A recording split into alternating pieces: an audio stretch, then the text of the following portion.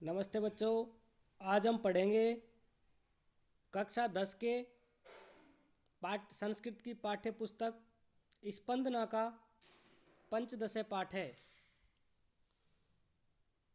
इस पाठ में बताया गया है कि जब छात्र गुरुजी के पास से अपनी विद्या पूरी कर लेता है, उसके बाद आचार्य अपने शिष्यों के लिए एक उपदेश देता है। उसी का सारांश इस पाठ में सम्मिलित किया गया है। विश्व के साहित्य में वैदिक साहित्य का महत्वपूर्ण स्थान है। वैदिक साहित्य में 4 वेद, ब्राह्मण ग्रंथ, आरण्यक ग्रंथ, उपनिषदों को शामिल किया गया है। वेदों की संख्या 4 है: ऋग्वेद, यजुर्वेद, सामवेद और अथर्ववेद। वेदों के बाद गणना आती है ब्राह्मण ग्रंथों की। ब्राह्मण ग्रंथों के बाद गणना करते हैं आरण्यक ग्रंथों की, और उनके अंत में है उपनिषद, जिन्हें वेदांत भी कहा जाता है। उपनिषदों की संख्या कुल 108 है, लेकिन इनमें से 10 उपनिषद प्रमुख हैं, जिनको यहाँ एक श्लोक के माध्यम से बताया गया है। ईस्केन कठ प्रसन्न मुंड मांडुक्य तित्तिरिहि एत्रयंच छांदोग्यम बृहद आरण्यकम 10। अर्थात ये 10 उपनिषद महत्वपूर्ण हैं। ईश उपनिषद, केन उपनिषद, कठ उपनिषद, प्रश्न उपनिषद, मुंड उपनिषद, मांडुक्य उपनिषद, तितरी उपनिषद, ऐत्रेय उपनिषद, छांदोग्य उपनिषद, बृहद आरण्यक उपनिषद, ये 10 प्रमुख उपनिषद हैं। जो प्रस्तुत पाठ है आचार्य उपदेश, इसको तैत्तिरीय उपनिषद की दीक्षावल्ली से लिया गया है। विद्या समाप्ति के बाद में छात्र का जब समावर्तन संस्कार होता है, उस समय आचार्य अपने शिष्य को उपदेश देता है। उसी को दीक्षावल्ली में वर्णित किया गया है। इस पाठ में उस दीक्षावल्ली का सारांश है। इसको हम देखते हैं। पाठ का शीर्षक है आचार्य उपदेश है। यहाँ पर 2 शब्द हैं, आचार्य व उपदेश। आचार्य वह गुरु जो छात्र को शिक्षा प्रदान करता है। जब छात्र की शिक्षा समाप्त हो जाती है, उस समय छात्र के लिए आचार्य बहुत ही महत्वपूर्ण और उसकी शिक्षा का निचोड़ के रूप में एक उपदेश देता है। उपदेश जो निम्न है, नीचे इसी को अध्ययन करते हैं। वेद मनुचार्य चार्यो अंतेवासिनम अनुशासति। पूरा एक शब्द दिया हुआ है जो अनेक शब्दों से मिलकर ये बना है। पहला शब्द है वेदम, अर्थात वेदों को अनुच्चय पढ़ाने के बाद, वेदम प्लस अनुच्चय, वेदों को पढ़ाने के बाद आचार्य गुरु, अंतेवासिनम, अंतेवासिनम का अर्थ है शिष्य, छात्र, अनुशासती उपदेश देता है। वेदों को पढ़ाने के बाद आचार्य अपने छात्रों के लिए उपदेश देता है। आचार्य अपने छात्रों से कहता है सत्यम वद, कि बेटे आपकी शिक्षा पूर्ण हो चुकी है। इसके बाद अपने जीवन में इस उपदेश का पालन करना। सत्यम वद, सत्य बोलना, कभी झूठ मत बोलना। धर्मम चर, धर्मम धर्म का, चर आचरण करना। जीवन में कभी अधर्म का साथ मत देना, केवल धर्म का ही आचरण करना और धर्म का ही साथ देना। स्वाध्यायान माँ प्रमद है। स्वाध्यायात प्लस माँ, 2 पदों से मिलकर स्वाध्यायान माँ बना है। माँ का अर्थ होता है मत।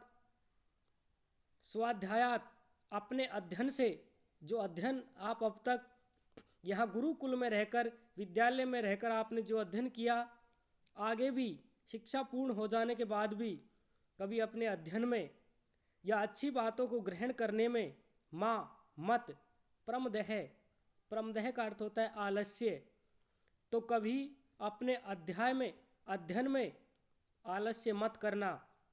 सत्यान न प्रमदितव्यम, सत्यात न प्रमदितव्यम, सत्यात सत्य से, न नहीं, प्रमेदितव्यम आलस्य करना चाहिए। सत्य में कभी आलस्य नहीं करना चाहिए कि कई बार जीवन में ऐसे अवसर आते हैं कि जब हमारे सत्य बोलने से घटना का परिणाम बदल सकता है, तो उस समय हमें आलस्य नहीं करना चाहिए और जो सत्य बातें हैं उसी को वहाँ पर कहना चाहिए।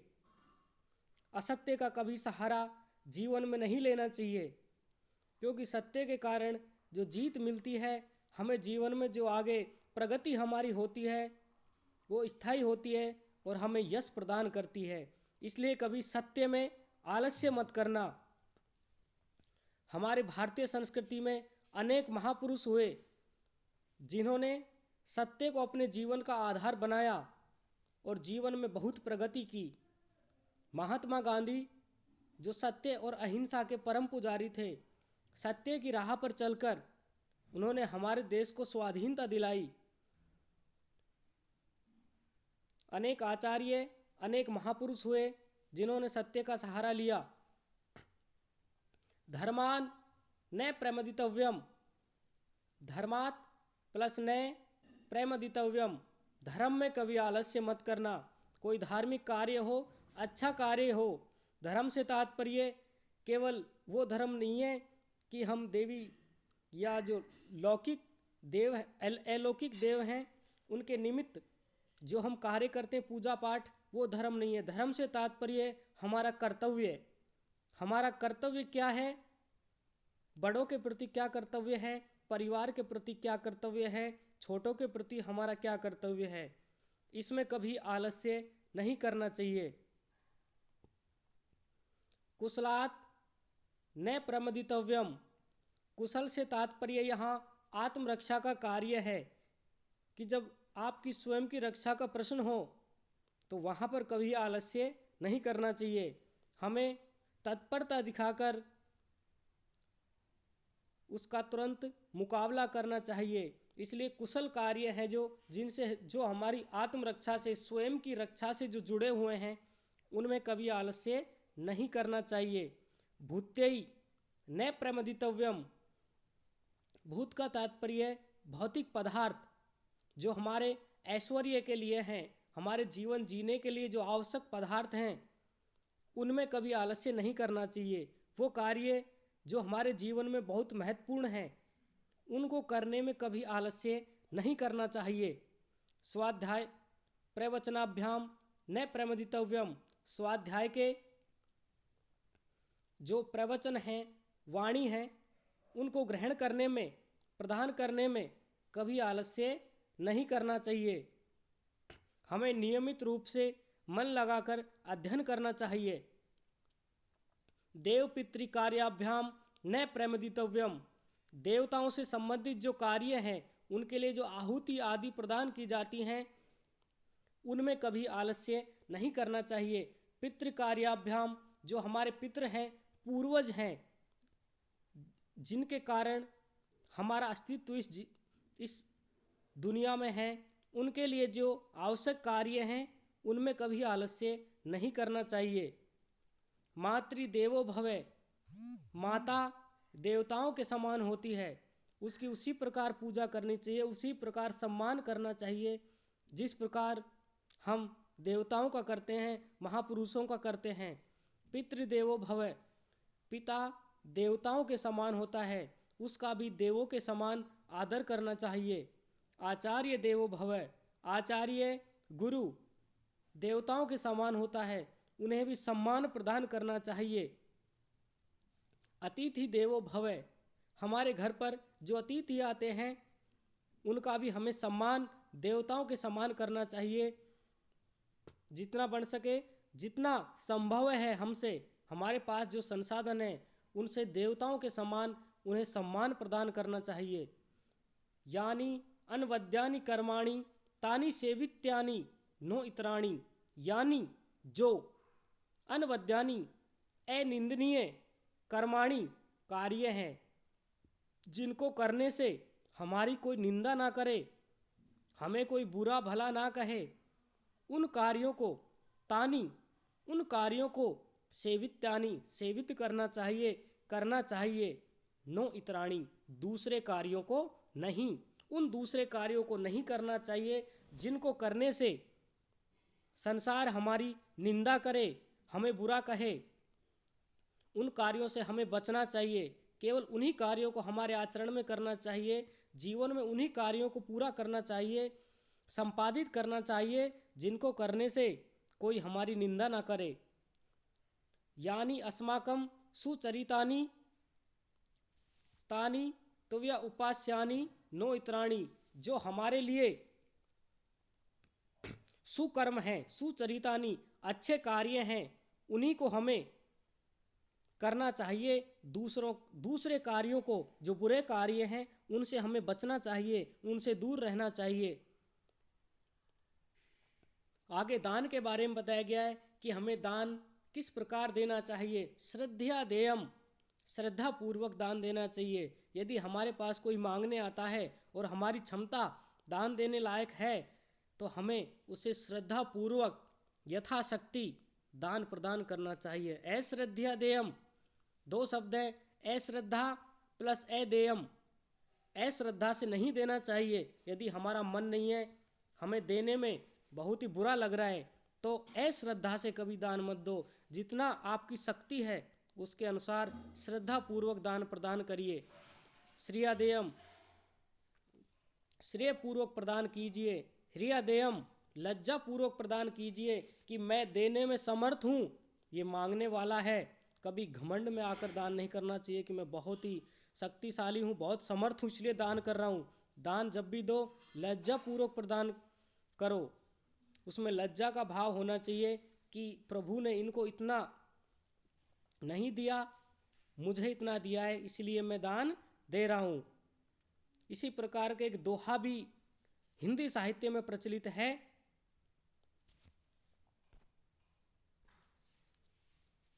जो इस प्रकार है। देनदार कोई और है, भेजत है दिन रैन, लोग भरम मुझ पर करें, ताते नीचे नैन। दोबारा सुनिए। देनदार कोई और है, भेजत है दिन रैन, लोग भरम मुझ पर करें, ताते नीचे नैन। एक राजा बहुत दान प्रदान करता था। उससे किसी ने पूछ लिया कि महाराज, जब आप दान देते हैं तो आप अपनी गर्दन को क्यों झुका लेते हैं, नजरें क्यों नहीं मिला पाते आप? तो उसने कहा कि देने वाला तो ऊपर वाला है, जिसने मेरे पास इतना संसाधन प्रदान किए कि मैं दान दे रहा हूँ, तो देने वाला तो वो है, और लोग सोच रहे हैं कि मैं दान कर रहा हूँ। ऐसा नहीं है, उसने मुझे दिया इसीलिए तो मैं दान कर रहा हूँ। इसीलिए मेरे नैन नीचे हो जाते हैं जब मैं दान करता हूँ। तो यही यहाँ पे हमारे आचार्य उपदेश दे रहे हैं कि हमें हियादेयम, लज्जा पूर्वक दान प्रदान करना चाहिए। भियादेयम, भय पूर्वक दान प्रदान करना चाहिए कि यदि मैं दान प्रदान नहीं करूँगा तो मेरा परलोक का क्या होगा, मेरा कल्याण कैसे होगा। ऐसा सोच करके, डर करके अपने परलौकिक जीवन के लिए हमें दान प्रदान करना चाहिए। संविदा देयम, संविदा पूर्वक देना चाहिए। इसका तात्पर्य यह है कि जिस प्रकार हमारे मित्र हमारी मदद करते हैं, उसी प्रकार हमें भी अपने मित्रों की मदद करनी चाहिए। ऐसा सोच करके कि एक दूसरे की मदद करना हमारा कर्तव्य है, ऐसा सोच करके हमें दान देना चाहिए। ऐसे आदेश है, यही मेरा आदेश है, यही आचार्य का आदेश है कि आप जो ऊपर बातें बताइए इनका पालन करेंगे।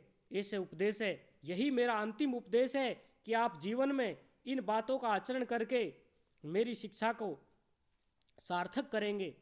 ऐसा वेदोपनिषद है। यही वेद और उपनिषदों का सार है। जो ऊपर बातें कही गई कि बड़ों का सम्मान करना, माता पिता को देवताओं के समान पूजा करना, अतिथियों का सम्मान करना, श्रद्धा पूर्वक दान देना, यही वेद और उपनिषद का सार है।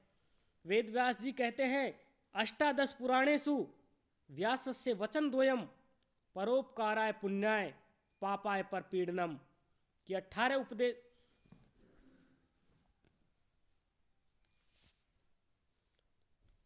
पुराणों का यही सार है कि जब आप परोपकार करोगे, किसी का भला करोगे, तो आपका पुण्य होगा। यदि आप किसी को पीड़ित करोगे, परेशान करोगे, तो इससे बड़ा कोई पाप नहीं है। चाहे वो पक्षी को परेशान कर रहे हो, या आप मनुष्य को परेशान कर रहे हो, या किसी जीव को परेशान कर रहे हो, तो उससे आपको पाप की प्राप्ति होगी।